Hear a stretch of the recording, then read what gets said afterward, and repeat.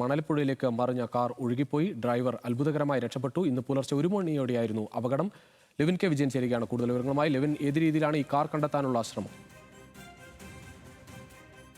തൃശ്ശൂരിൽ നിന്നടക്കം സ്കൂബ ടീമിനെ എത്തിച്ചുകൊണ്ടാണ് ഫയർഫോഴ്സ് ഈ കാറ് കണ്ടെത്തുന്നതിന് വേണ്ടിയുള്ള ശ്രമം നടത്തുന്നത്. കനത്ത മഴയെ തുടർന്ന് വലിയ കുത്തൊഴുക്ക് തന്നെയാണ് മണലി പുഴയിൽ അനുഭവപ്പെടുന്നത്. അതുകൊണ്ട് തന്നെ കാറ് ഒഴുകിപ്പോയിട്ടുണ്ട് എന്ന് തന്നെയാണ് ഫയർഫോഴ്സ് ഉദ്യോഗസ്ഥരും മറ്റും പറയുന്നത്. ഇന്ന് പുലർച്ചെയാണ് ഇത്തരത്തിലൊരു അപകടം നടക്കുന്നത്. ചാവക്കാട് നിന്നും തൃശ്ശൂരിലേക്ക് വരികയായിരുന്ന എറണാകുളത്ത് ലോ കോളേജിൽ പഠിക്കുന്ന സ്റ്റുഡന്റ് ആണ്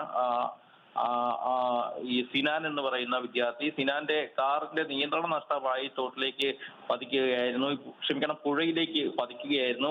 ഡോർ പെട്ടെന്ന് തന്നെ തുറന്നു വന്നതിനാൽ ഒരു ഭാഗത്തുകൂടി ഇറങ്ങി നീന്തി രക്ഷപ്പെടാൻ സിനാന് കഴിഞ്ഞിരുന്നു. തൊട്ടു പിന്നാലെ എത്തിയ ആളുകളുടെ കൂടി സഹായം ഈ വിദ്യാർത്ഥിക്ക് ലഭിച്ചു. എന്നാൽ കാറ് കണ്ടെത്താൻ കഴിഞ്ഞില്ല.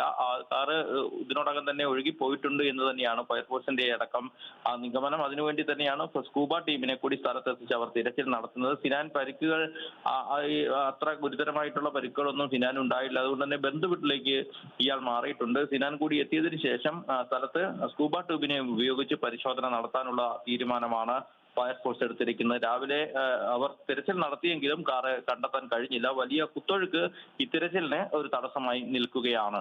രുചീഷ്.